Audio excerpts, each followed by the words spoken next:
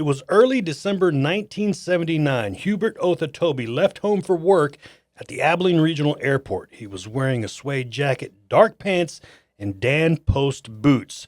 Tobey left his Abilene home at about 3:40 p.m. to be at work as an air traffic controller by 4 p.m. Tobey took his wife's car that had her white Levi jacket inside. He also had plans to fill up his wife's car with gas after work. The car that had a defective back light. That detail will come into play later. It seems it was a normal day at work for Tobey, and at about 20 minutes before midnight, his relief showed up to work, got a quick briefing on operational conditions, and then Tobey left the airport at about 11:45 p.m. As planned, he was on his way to get gas. He uses a gas card at an unmanned gas station at the corner of South 7th and Treadway.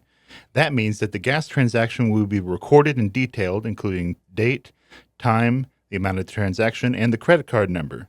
And according to records, a gas card was used by Tobey, was inserted into the gas pump at 11:56 p.m., and the system was activated, but no gas was pumped. Then, 3 minutes later at 11:59, the card was inserted again, and at this time, 20 gallons of gas was dispensed. The next day, December 3rd, between 9 a.m. and 9:30 a.m., a man by the name of John Woods went to the 500 block of Thomas Street in Abilene to pick up a family member for work. When Woods arrived, he saw a padlock on the door and a lot of blood and brain matter, so that prompted him to call police. This allowed officers to find Tobey's partially nude body at the Thomas Street location, and nearby was a large piece of concrete that was covered in blood. Tobey's suede jacket was also at the scene, as well as his wife's jacket, but missing was his wife's car that Tobey was driving, as well as the Dan Post boots that he was wearing. Also nearby on the roof of a building were Tobey's trousers with the pockets turned out. From the Stream Center in Abilene, Texas, the home of KTAB and KRBC, this is Cross-Examine on BigCountryHomepage.com.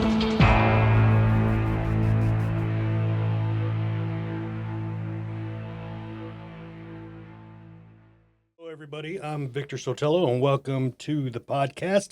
I am former Cops and Courts reporter here at KTAB KRBC for many years, and joining me is... I'm Adam Singleton. I'm a producer for KTAB. I've been working here about 17 years, and I've been producing KTAB for you for about 10 or so years.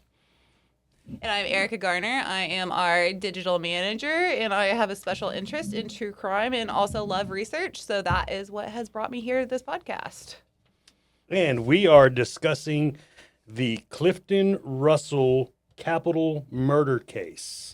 Erica, get us started on this. We are going to start with where we left off right before the show opened, where Tobey's body was found. Yeah, so as we discussed, Tobey was last seen alive when he was leaving work as an air traffic controller.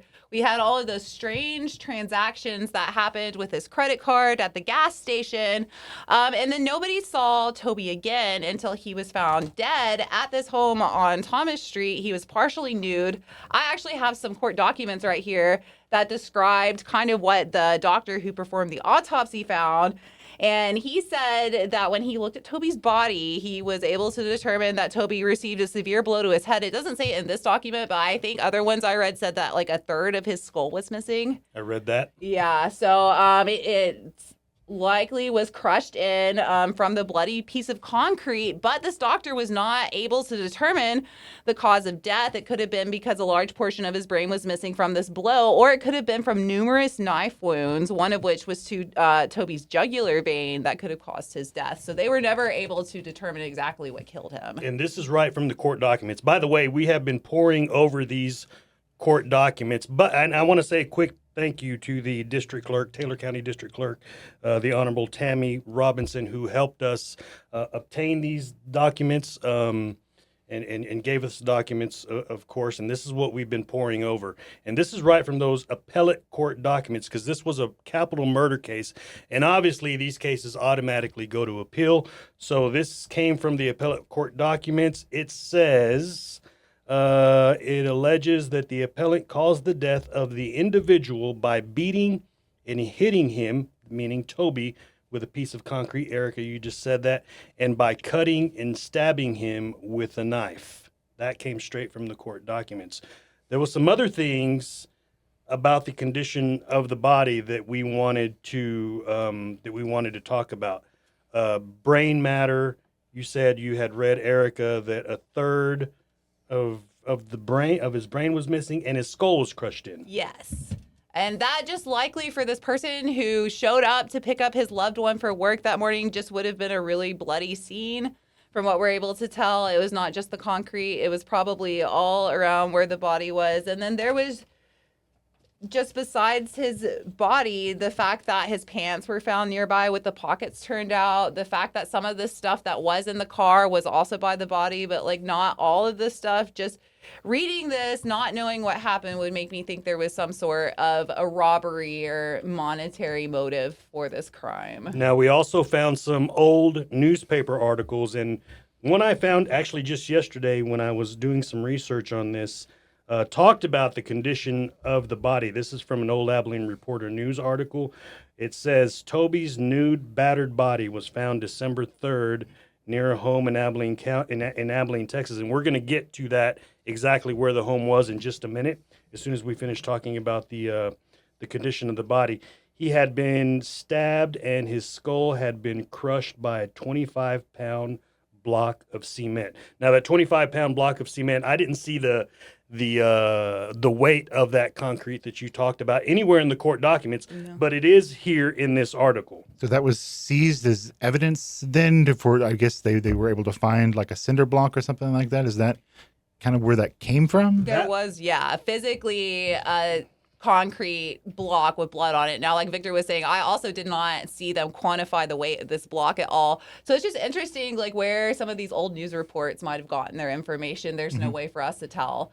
But from our original documents, it was just described as a concrete block with blood on it. Yeah, and this was 45 years ago, coming up on 46. So that's kind of why there's not as much fresh information. We're kind of just going from court records and stuff. And that's one of the things I think is really interesting, is because in this format, we have more time to go into these details and finding all these things, which I think is something we've been talking about.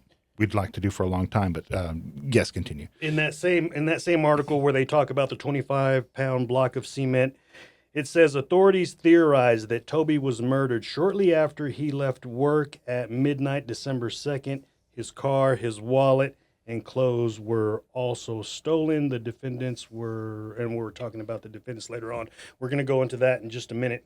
But let's give people some context. We're going to roll some video real quick. Is there anything you want to add about the body? You did most of the research on this, Erica. I think we pretty much talked about it, just how his body was found. It was very violent. There are all of these items around that indicated that, yes, it probably was part of a robbery, and we can get into more of why they think that he was killed pretty soon after he used those cards at the gas station. But I think Victor actually was out where the body was found. It looks a lot different today, but it is in a familiar part of Abilene that people visit often. I've been there a lot with my dogs. A lot has changed in 45 years. And I believe you're looking at an old photo of Tobey. And we're going to roll the video of exactly where the body was found. What you're looking at is the first shot you saw was the gas station where he was going to fill up his wife's car, where he was where he was contacted.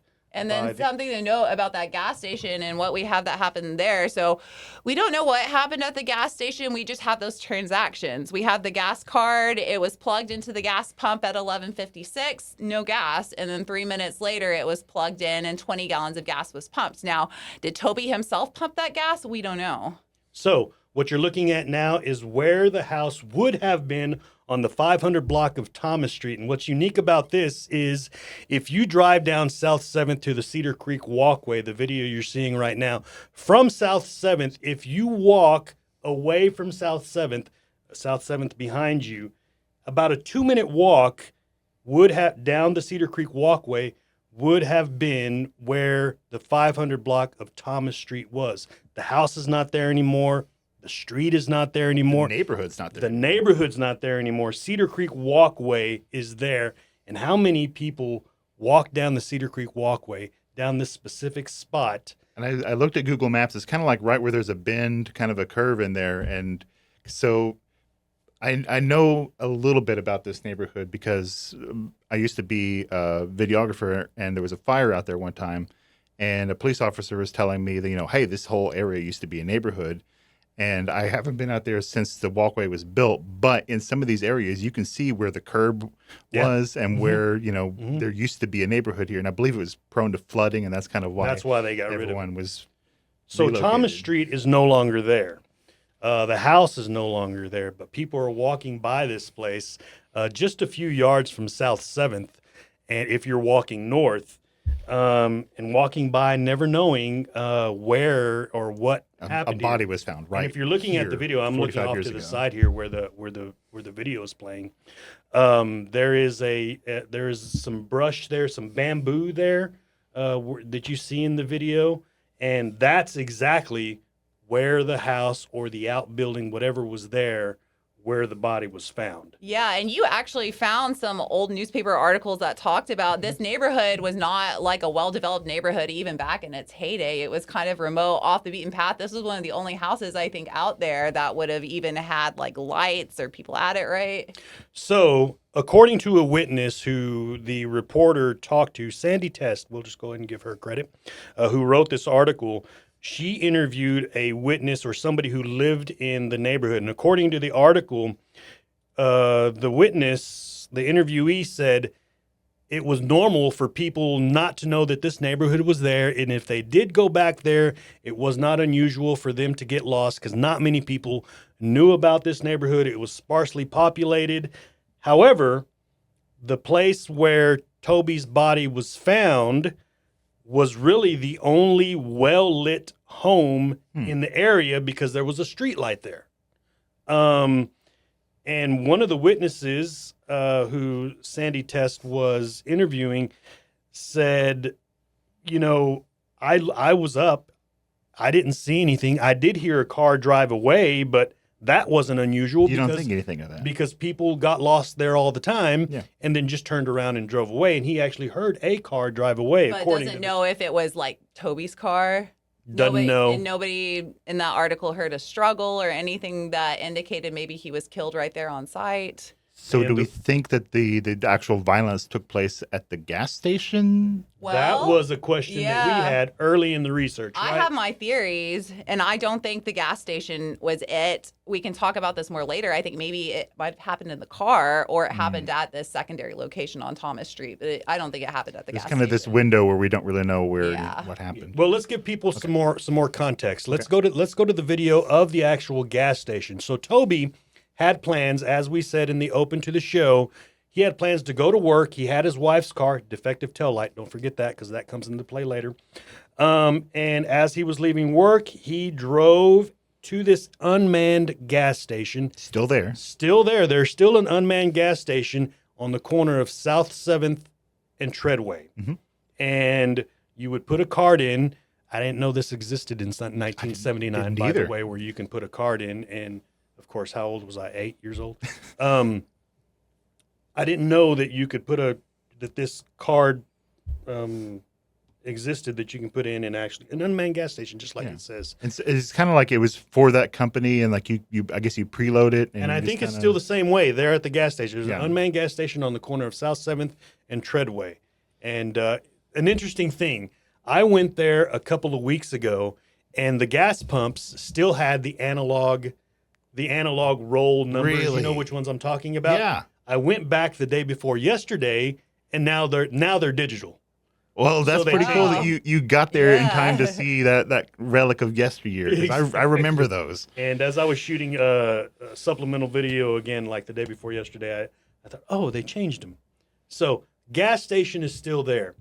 You mentioned, Erica, and we read it in the open that the gas card was activated. Yeah, and so this, to me, it indicates this is where things went wrong for Tobey. He gets off work, he goes to get his gas, everything is according to plan. He puts his card in at 11:56, And then for some reason, the gas isn't pumped. You know, did the card malfunction? Did he have some sort of an interaction with somebody that distracted him from pumping the gas? Was he accosted? All we know is that 3 minutes later, the same gas card was inserted again and got 20 gallons of gas. I initially thought that was a lot of gas. I was like, wow, but side note, we did some research in cars back in I the think day. I looked that up. I was like, how many gallons? And it was about 19 for that model It of car. suggested that he probably did fill up his wife's car, or somebody filled up Toby's wife's car completely with 20 gallons of gas. Which brings us back to your question, Adam, and the question that we had early on in the research. I don't know if we still have the answer to that. Was the assault on Toby at the gas station, and then they took his body? By the way, where the gas station is on South 7th and Treadway to where the body was found at this non-existent street anymore on the 500 block of Thomas Street. They're both on South 7th, and driving probably would take me 2 minutes to get from the gas station to the 500 block of Thomas Street that is no longer there. But really, it's very, very close driving. Walking, it'll probably take you like 10 minutes. But so bringing us back to that question, was he assaulted at the gas station? Which also would have been well lit, probably. Which also would have been well lit, and then taken to Thomas Street? Or how did they get him into the car without assaulting him at the gas station and then take him to Thomas Street where they beat him and killed him? Or did they knock him out at the gas station? Do we ever have a... No, we don't have definitive answers. And it's so frustrating, at least for me sitting here in 2022, where if this crime had happened yesterday, there would have been footage from nearby businesses, traffic cameras, dash cam footage, any of that. But we don't have cameras or surveillance like that back in the 1970s. No. So Toby's last moments will always be a mystery. By the way, where they found the body, there was a trail of blood. According to the articles that I found, there was, according to this witness who first went and looked, apparently the weeds were very high on Thomas Street. There was a trail of, blood spilt in the weeds, and it looks like his body was dragged to the back of the property where maybe they finished off the job, or maybe they killed him in front, then dragged him in the back. I'm not sure. Of course, I didn't read that from the court documents. This is all according to the articles. Well, and again, we'll have to get further into the evidence because there is a timeline that we follow with the suspects in the car that to me suggests this fatal altercation might have happened inside the vehicle. That's what I personally think. I could see that from what I read. So somehow at the gas station, they got him. By the way, is Clifton Russell, yes, who was charged with this murder, capital murder, because it was a robbery. Mm-hmm. They ended up taking his car, and it was a murder. Those two things constitute capital murder. Because a capital murder is a murder that takes place in the course of another crime. Exactly. Okay. So I can't tell you specifically about this. It might be a little early to get into this, but I can talk about another incident that happened almost 2 weeks prior to this, and I can talk about how they got that person into with the same two suspects, yes. Clifton Russell, and who's the second suspect? So the second suspect is a lifelong friend of Charles Russell. His name is William Battee. And so what's interesting to note about this is that Charles Russell was a mixed race individual. He was half white, half black, and William Battee was a black man, and Charles Russell was largely raised in the black community. And according to his mother, Battee was one of his only friends. So they did a lot together, including a lot of criminal activity. And so on November 24th, which was almost 2 weeks before the murder of Toby, which happened on December 3rd. Again, this is 1979. 1979, yes. So the same two suspects, Russell and Battee, they met a man named Jose Gonzalez at a club. And so they befriended this individual Gonzalez. That's how they got Gonzalez to go with them. Yeah. Offer some insight into this case. Yes. They apparently, and again, this is not the only person in this case that they befriended and got roped into their shenanigans. We'll get to that later. That's interesting. But this Gonzalez one, so they met at the club, and then an hour later, they all left in Gonzalez's, the victim's pickup truck to look for women. This was also a common MO of theirs. So they were driving around looking for women. They got out in the country, and when they got away from the location where they all got into the victim's truck together, that's when they assaulted this victim, Mr. Gonzalez. They took his clothes, they took his watch, and they took his wallet containing $140. And in this case, they didn't kill him. They drove off in Mr. Gonzalez's pickup and told him to run away. I didn't know any of this, but that made so many other things click that we'll get to later. Because right now what we're wrestling with is how did and by the way, Clifton Charles Russell, because I keep calling him Clifton. I think and it's you Charles say Clifton Russell. Clifton Charles Russell. Whatever it is. Yeah, so sorry. So, which is why we're referring to him in two different names here. But so we're struggling with how did they get Tobey into his wife's car at the gas station and then drive him over to Thomas Street?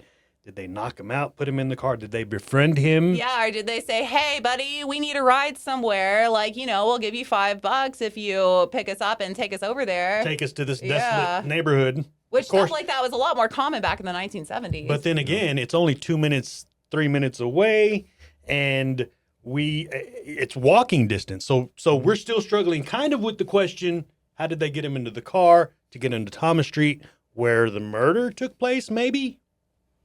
Don't know.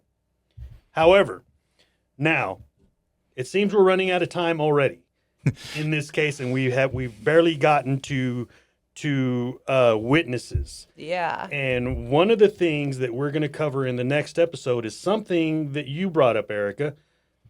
This is not the first time they've befriended somebody, and when they're on the run for this murder, they did befriend somebody. They do it in again. West Texas. Yep. Yeah, so after this, it'll have to be a part 2. Tobey is left at the house on Thomas Street. They found his body, but the suspects and also Tobey's car went on a grand adventure that took them all the way into Hobbs, New Mexico. There were a few stops along the way, so we'll just have to get into that further. But they did befriend a hitchhiker who got in the car with them willingly. Yeah. And he might not have had so easy a fate if they hadn't been caught at one point. Befriending people. And picking up women. Picking up women is a common theme here because it also happens in this guy that they befriend later. They go on a road trip and they do all of this. Before we run out of time, Adam, do you have any questions that are sticking out to you in what we have talked about so far? Because what we have coming up is another scene in Abilene where Abilene police officers spot Tobey's car with the defective light. At that time, nobody knew what was going on. Nobody knew that there was a murder involved with this car and these two suspects. I think it's just, this is where we spent most of the episode, is just kind of this missing gap of the narrative.